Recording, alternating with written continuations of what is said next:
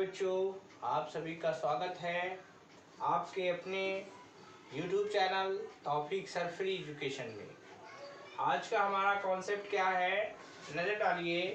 हम आप इस समय पर लगातार हाई स्कूल की मैथ का चैप्टर नंबर 4 जिसका नाम है द्विघात समीकरण पे हम सब चर्चा कर रहे हैं और उसके सारे कॉन्सेप्ट्स हम लगभग क्लियर कर चुके हैं, जिसमें से एक कॉन्सेप्ट ये भी है, बहुत ज़रूरी कॉन्सेप्ट है, बहुत अच्छा कॉन्सेप्ट है, इसे भी समझना बेहद आवश्यक है। तो देखिए आज हमारा कॉन्सेप्ट क्या कह रहा है, आज हम लोग क्या सीखने जा रहे हैं, इस प्रश्न के थ्रू हमें पता चलेगा। प्रश्न क्या कह रहा है, निम्नलिखित प्रत्येक द्विघात समीकरण में k का ऐसा मान ज्ञात कीजिए कि उसके दो बराबर मूल हों। हम जानते हैं, हम सभी को पता है कि द्विघात समीकरण को जब हम सॉल्व करते हैं तो उसमें दो मूल मिलते हैं। अब वो दो मूल प्लस के हैं, माइनस के हैं, कैसे हैं, या हमारे धनात्मक हैं, ऋणात्मक हैं, कैसे भी हो सकते हैं, बट मिलेंगे दो ही मूल, दो मूल मिलेंगे। तो यहाँ पर ये बात समझनी है, दो बराबर मूल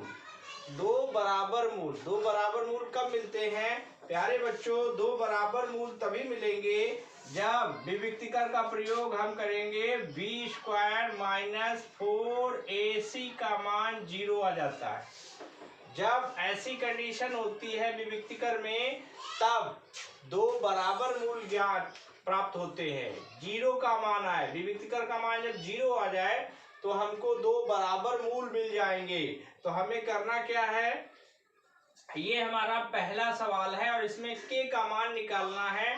ये बता दिया गया है दो बराबर मूल हों, इसके दो बराबर मूल हैं तो हम सबसे पहले इसकी तुलना करेंगे मानक रूप से, जो असली रूप है, मूल रूप है द्विघात समीकरण का।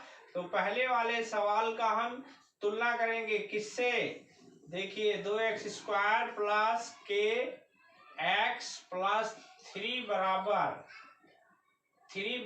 0। इसकी तुलना किससे करेंगे, ax² plus bx plus c बराबर 0 से तुलना करेंगे हम। तुलना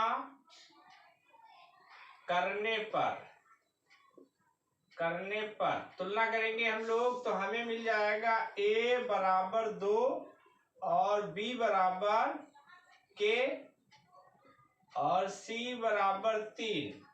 ये हमको तुलना करने पर प्राप्त हो गया। अब यहाँ पर हम लोग लिखेंगे चूंकि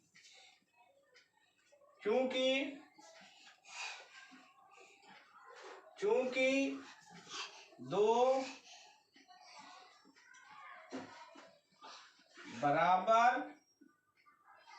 बराबर मूल हैं,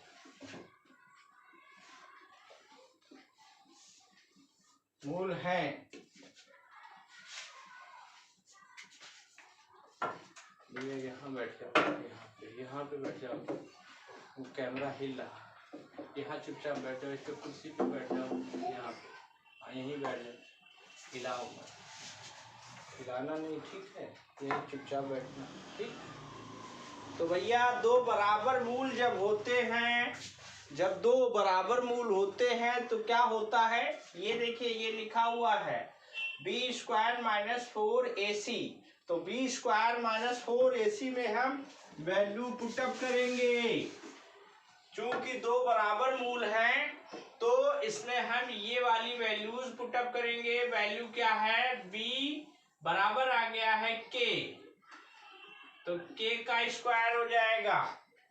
उसके बाद क्या होगा, उसके बाद होगा वहां 4 माइनस 4, a का मान है 2 गुणे में 2 और c का मान है 3 और इसके बराबर 0। अब इसको जब हम सोल्व करेंगे तो आ जाएगा k² माइनस 4 दूनी 8, 8 तिया 24 बराबर 0। अब क्या हो जाएगा, ये पलट जाएगा, इसे पलटेंगे हम लोग तो क्या मिलेगा, k² बराबर 24, ये माइनस का प्लस में हो गया, इस रूट को स्क्वायर को हटाएंगे, रूट लग जाएगा। अब इसका रूट के में मान कितना आ जाएगा? 2 दूनी 4, इसके फैक्टर कितने होंगे? 2 दूनी 4, दूनी 8, 3 24, अर्थात इसके फैक्टर जब आप करोगे 2 गुणे 2 गुणे 2 गुणे 3, तो इसका जोड़ा 2 बन रहा है, इसका मतलब 2 अंडर रूट 6, ये प्लस माइनस का ये मान मिल जाएगा। यानी के 2 मान होंगे बराबर, एक प्लस का होगा और एक माइनस का होगा। ये आपका पहला सवाल क्लियर हो गया। स्क्रीनशॉट ले लीजिए या फिर वीडियो को पॉज करके आप देख सकते हैं। अब हम लोग सॉल्व करेंगे इसको सॉल्व करेंगे, क्या मान आएगा देखते हैं। तो चलिए इसे इरेज करने जा रहे हैं। स्क्रीनशॉट ले सकते हैं आप, स्क्रीनशॉट ले करके या वीडियो को पॉज करके इस क्वेश्चन को समझ सकते हैं।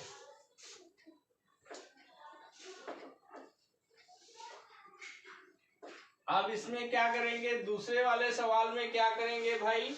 दूसरे वाले सवाल में हम लोगों को क्या करना है, वही काम करना है इसका। पहले तो इसे हम लोग सॉल्व करेंगे, इसे ब्रैकेट को तोड़ेंगे तो ये आ जाएगा के X square minus 2 X plus 6 और बराबर 0। अब इसकी तुलना करेंगे, A X square plus B X plus C बराबर 0।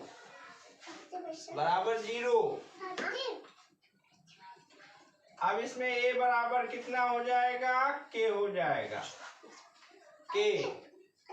और बी बराबर कितना होगा? बी बराबर हो जाएगा 2k। और सी बराबर क्या हो जाएगा? सी बराबर 6। सी बराबर हो जाएगा 6। अब इस फार्मूले में हम लोगों को इसे पुटअप करना है, इसमें पुटअप करना है तो क्या हो जाएगा? ये आपका मान आ जाएगा के का square minus 4 into 2k into, यहाँ पर मिस्टेक हो रहा है, बी का मान ये है